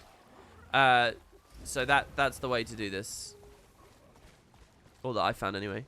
I don't know if this is one of those daily repeatable ones that people do for the legendary progress. If it is, then my advice is probably going to pale in comparison to whatever those guys have been doing, but yeah. What do you think about possibility of Living World Season 5 to give us a map like the Silver Wastes and slowly add to it with the season episodes? I remember Silver Waste so much more fondly than the other Living Story maps. Really? That's weird to me. There's no way Silver Waste is better than a lot of these other maps. There's no way. I mean, it's not even a subjective thing. Just look at size of map, variety of content in map, all that kind of stuff. It's interesting that you have like this emotion or attachment to it when it's not actually better. But the idea of slowly expanding, I do like. They did it with Dry Top as well, and I do remember those days fondly too. Just not more fondly than the other things they've done. It might be more in line with whatever their Season 5 development ideas are, because obviously they're changing things a bit based on that blog post. What is this article? Someone tell me again in chat, because I keep missing it. Do it with an @wooden potatoes on there as well, so I can see. Yeah, I don't know. Maybe they'll do that. They explicitly said, hey, we might expand maps instead of adding new ones. We're giving ourselves the freedom to expand rather than... Okay, here we go. It's an MMORPG thing. Oh, okay. This seems interesting. All right, hold on. Let me finish this heart, and then we'll read this article.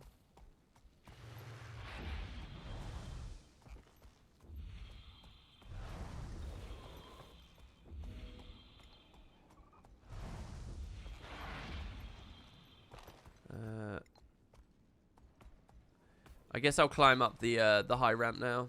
We'll go from there. Oh, that was a weird jump. We can get all the ones that are along this, and I think we'll be done. Beating the Fireflies. I still love the sound of the raptor footsteps. So well made. Some ridiculous talent went into these mounts. Alright, cool. So that's him done. He's now become an infinite. Do you have anything to sell? Okay, so should I pick this up? Should I be buying... If I want to do legendaries from this expansion, should I do... It's 100 Elegy Mosaics, though. What's the daily thing?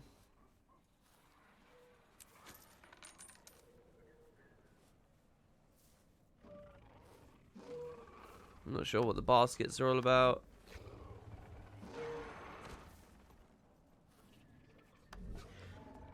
Alright, I think we're pretty much okay there. Alright, what's this MMORPG article? Here, I don't know if Cho's still in chat. I saw him earlier while we were racing.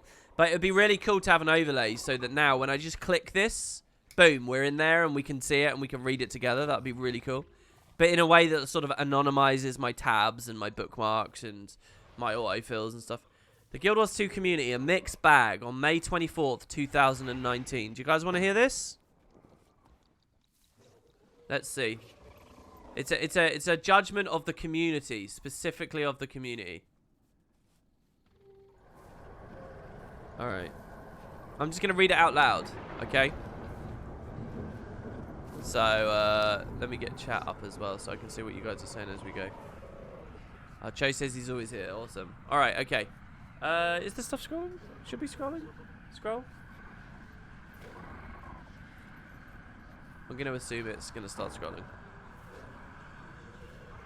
If not, we'll just default it onto minis, because that's got that nice little thing.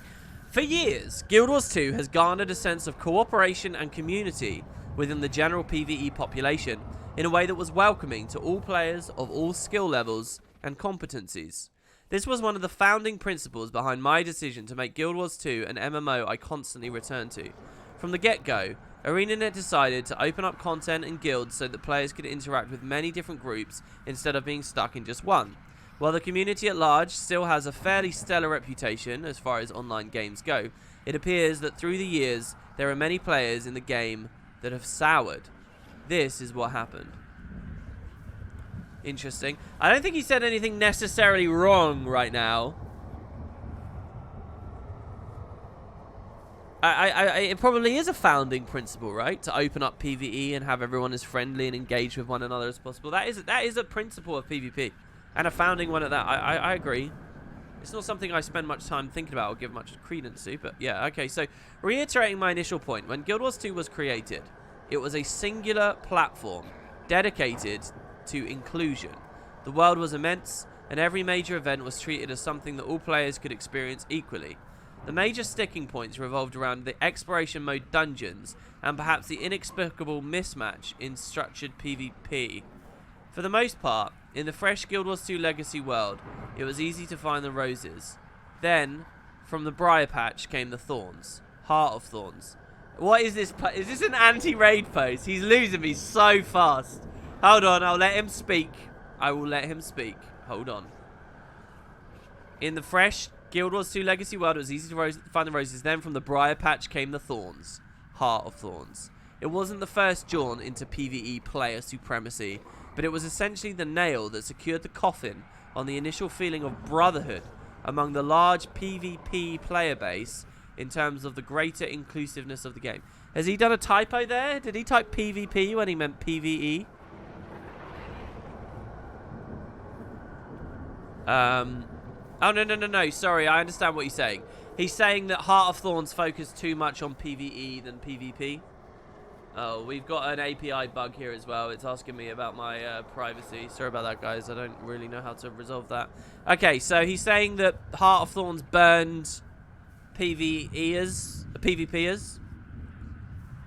Oh, okay. He's saying it started with the PvP. Well, let's keep going. Fractals began to take shape. Raids were introduced. Specializations and masteries were new ways for players to be judged and ranked. And suddenly, there was a haves and haves not culture that didn't revolve around simply purchasing the expansion. I'll be the first to argue that Guild Wars 2 is fantastic in its use of casual mechanics to allow players with all kinds of time constraints to still achieve most goals. Prior to Heart of Thorns, this was normal, that even the most casual player could keep up and pass the vast majority of content. Suddenly, new specialization and masteries appeared.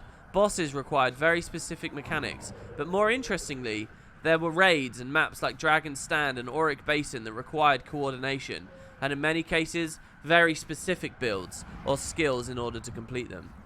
In this way, ArenaNet fractured players, from ones that enjoyed playing a specific class with a build that they enjoy, into playing classes and specializations the way that the coordinators of the teams or the events themselves dictated. What does this have to do with the community? Everything. Specialization shaming is a very big thing that happens quite frequently in Guild Wars 2. No longer is it about what you play, it is simply... No longer is it about what you play well, it is simply about what you play. In many cases in Greater Tyria, you won't even notice, as most legacy boss events haven't changed much. In raids, or when you happen to get a bad roll on participants when battling Octavine, other players immediately look to blame those that aren't doing something exactly how they feel they should. I'm not going to say that in every instance, that people are wrong to say a class or specialization should be played a certain way. ArenaNet has created the specializations and enemy mechanics specifically for that purpose, so that people would play a class to the tune of their encounter. Never mind the limitations and swings from one update to the next when it comes to class balance. The issues are inherent in the overarching construction of these events. Compound this exponentially when you get into structured PvP. A few weeks ago, I talked about how a major class swing brought my mediocre scrapper build back into the top meta builds. Here's a special secret about that. My favourite scrapper build actually uses dual pistols. It doesn't matter that my efficacy with dual pistol scrapper is quite high, or the amazing capabilities it has to counter high mobility and evasion classes like Mesmers and Thieves. Simply the fact that a player isn't running a build known to be overpowered is enough to be heckled if your team comes even slightly close to losing. I caution you to take much of this with a grain of salt. The picture I've painted is of a bleak, angry, pessimistic community, and that really isn't the case. I still find a lot of helpful people in the majority of my adventures. Just like anywhere worth being though, the annoyingly loud, bombastic minority will never hesitate to ruin someone else's day. The issue I have is that there was a time that the vocal minority had less ammunition to fire at the unsuspecting masses. For those players out there who still have others trash talk them over simply playing how they want, let this article serve as a public service announcement. It's not your fault. Now go out there and have fun. Man. Okay, I'm a bit silent here because there are so many things to say. I don't even know how to order. First of all, there's something I want to say that I feel like I'm a bit of an idiot for even thinking it, and it's probably totally insane. This read to me almost like a post designed to rile like discussion and antagonism, so that they'll get more clicks. Like, it almost feels like if I was a really talented writer at MMORPG.com and I wanted clicks to an article, I would write an article so layered and steeped in controversial, like, off-base, weird opinions, but I justify them as best I can. That, like, this feels like that. But maybe I give the person too much credit, and maybe, you know, because it's if it is like all written for that, it's amazing. It's so talented. But if it's how someone genuinely feels, I can understand how someone would end up feeling this way. But it is a bit insane, isn't it? There are caveats and contexts to add to pretty much everything. Like, I don't know, towards the end, this whole thing about, oh, I play a pistol engineer. If you're playing a pistol engineer in hot joins or in unranked, or if you have 4 friends, you know, it's not impossible to find people that don't give a shit about the build you're running or the rating that you're on. And there's loads of places in PvP where you can play that perfectly fine. There are tools in game to turn chat off completely. He, yes, also is overstating the strength of a pistol engineer. How does it hinder mobility? What? Because you have a bit of a mob and cripple? What? Anyway, I don't want to get into that too much. I don't want to be the bombastic minority. There's kind of a conceptual, like, rhetoric through line on this that's interesting. The rhetoric he's using is consistently, implicitly stating he is the majority, right? He's saying, I'm the majority, I'm the casual, I'm the majority, so I take precedence, I'm the one that should be listened to. This minority, and you know, you can definitely believe in argumentum ad populum when it comes to an MMO. You can believe that populism and making sure that the majority is the only one that matters is the way to look at things. But, you know, this article doesn't get into any of that, and it's not necessarily right. But I find that really interesting. It's really unsettling, actually, as a post. Some of this earlier stuff. I mean, to talk about one of his most fundamental things, I think that he doesn't understand about Guild Wars, okay? You can go right back up to the start. Not the very start. I can't encapsulate it in a single quote, unfortunately. But his general idea that Heart of Thorns broke things because it allowed people to segment off into communities and the game was never about that is utter bullshit. It's his own bias against dungeons and instance content is seeping through. Guild Wars 2 was never a game, like I've been saying on this stream, it was never a game about one specific thing. When it came to the realm of open world content, it was about freedom and smooth interactions with other people and not seeing other players as threats, no kill stealing, no taking each other's gathering nodes, no penalties on loot for partying up, none of that. It's just all free and easy and everything scales. When it comes to open world PvE, the author of this article is correct in identifying that it was all about the community coming together and everything being free, players of all skill levels and competencies. That is what it's about for open world PvE at launch. And you might argue that open world Heart of Thorns and not necessarily Path of Fire, but open world Heart of Thorns diverge from that a bit with the timers and with the way that Dragon Stand work and requiring more of the player base. You can maybe make a slight argument for that.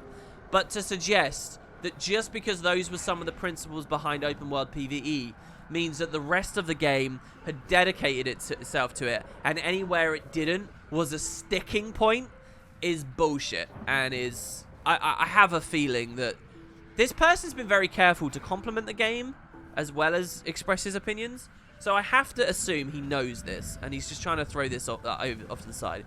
When ArenaNet embraced dungeons at launch, they were embracing hardcore endgame. That's what they were trying to do. They were trying to do epic endgame, difficult encounters for specific communities, not pickup groups. There are interviews from the devs themselves saying, and if you watch my dungeon series, currently live on YouTube, if you watch that, you'll see in the first episode, I talk about their dungeon philosophies from the horse's mouth, and they specifically say, explorable dungeons were not for pugs. Story dungeons were for pugs. Explorables weren't. They ended up being that. It ended up being a lot easier and more liberating than it was ever intended, right? Which is points in the game's favor, according to this guy. But they were about those communities forming. It was about the segregation. It was about really learning it very well and getting that community and grinding in 5-man scenarios. The game was embracing that. Every much as it was embracing different philosophies in open world, it can do 2 things, and that's what they tried to do. PvP is not a sticking point or a mismatch. That's your own belief. That's because you weren't into PvP. That's because you weren't into dungeons. And they like shovel this bias and this rhetoric in your face and tell you it's fact. They're dogmatic about things that are not true whatsoever. And anyone who understands this game and has followed this game for those years would know that. And what concerns me about stuff like this is when you slip a little thing like that in and hurry off, people might not catch it. And, you know, someone truly casual reading this article will come off with some gross impressions about Guild Wars 2. So is it an aberration when in Heart of Thorns, ArenaNet says, well, look, we didn't do very well with dungeons, but let's fucking try it with raids. And they managed to do it successfully. Is that wrong? Of course that's not wrong. Was it wrong when they tried with fractals? Of course that's not wrong. And by the way, you're conflating 2 things as well.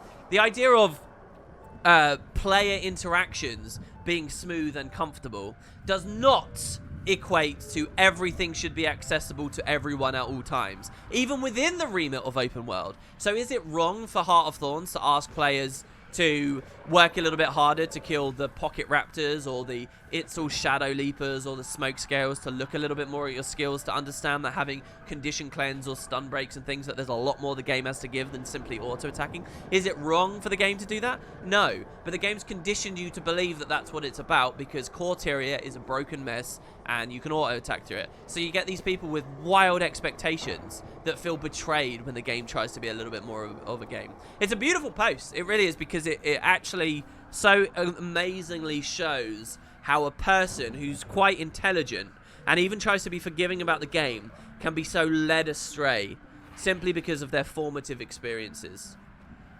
And it's a good argument why Corteria needs a rework. There you go, I turned it into Corteria for you guys. I got loads more I could say about that. I doubt, I'm sure that I've been linked to this because there's a Reddit thread where people are frothing at the mouth, right? But I doubt you'll get much intelligent criticism of it. Not more intelligent than what I just gave you, right, guys? Hey. Someone says I think it's a troll. Yeah, I don't think it's a troll. I think it might be just a really, really... I wouldn't be surprised if it was an article written to get people talking about it. And if it was, the guy's a genius. Who wrote this? What's their name? Steven Weber. If you did this knowing that it was like a hot topic for Guild Wars 2 and you're going to make yourself look like a noob and you're going to do this like thing to like... You're a genius, man. You're a genius. You've done that to a beautiful, beautiful degree. Good job, Steven. So yeah, anyway, those are my thoughts. And it's not that Steven's an idiot. It's just his understanding and interpretation of how ArenaNet operated is wrong. And it's not a subjective thing. It's just wrong. I don't see a Reddit thread. I might have missed it. So who linked it to me then? So someone's just an enthusiastic reader? Do we want to read the comments? The comments are the bit that will start stressing me out, because there'll be a couple of examples of people agreeing, and you know, you only need, what's that rule of journalism? You only need 3 examples of something to make it like a fact, and comment sections are amazing for that.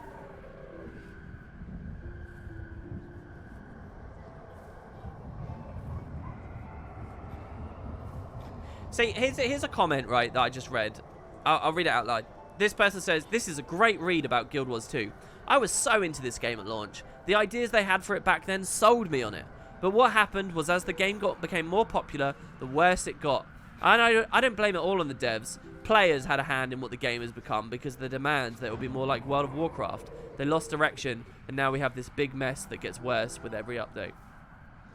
So, like, that comment, it does not have anything specific enough in it to have any value. It's just a vague, like, feely post. It's just, oh, I agree. I feel it's the players. It got worse. There's nothing substantial in saying the game got worse. As it became more popular, it got worse. What has he tethered that to that we can actually discuss? There's nothing.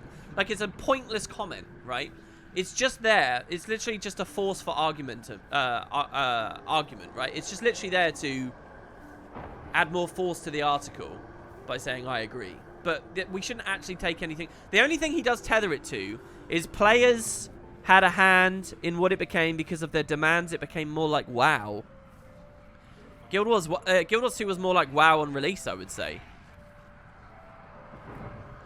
Where more of that, like, aiming for gear and powering yourself up and stuff was more of an element of the game. But he's saying it's more like WoW because they both have content systems in them now called raiding. That's why. That's why. And I mean, that's on the devs. That's not on the players. It's the devs' decision to market raiding as raiding. They could have just called it 10-man dungeons, or they could have just called it dungeons and just made it as good as raids. You know, they had the power to do it. But they wanted to give it a new umbrella name. They wanted to cash in on that hype and stuff. That meant a unification of the World of Warcraft. And so now you get these casual minds, these shallow thinkers that think that the game's like World of Warcraft because they both have a raiding system in them. So, and like, here's another. We're in this big mess that gets worse with every update. There's nothing real. So the only real thing this guy said is just wrong, you know. So, and that's what a lot of the comments will be like, unfortunately. And I don't believe in the first place. And here's the other thing, the other underlying thing. In the first place, the idea that the game is not friendly to casuals. What? Is that the argument we're actually trying to make? Is that the implicit suggestion that the bubble's underneath the surface here? Is that real? That's not true. That's not true, even remotely.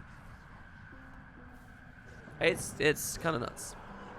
Oh, another thing as well, like, even in open world, by the way, there were a couple of difficult events. The Balthazar meta obviously being the most prominent among them, an actual failable event that was difficult.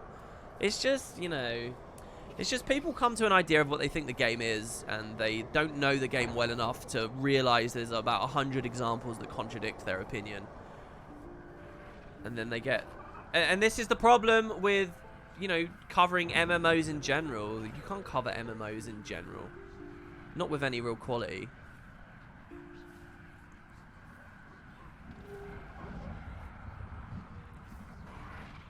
Yeah. Yeah, I mean, Rocker makes a compelling argument there as well about the frequency of releases. I mean, it's insulting, actually. I think probably one of the more damaging things about this is that suggestion that the game isn't casual friendly. It really is. It's a game that you can play if you have just an hour and a half in the morning every morning. I don't know. I think there's a streamer that does that. Doesn't he play like an hour and a half? And doesn't he like make epic progress? Isn't he about to become the master of the game? And he just plays an hour and a half in the morning? Alright guys, I'll see you for the next one tomorrow.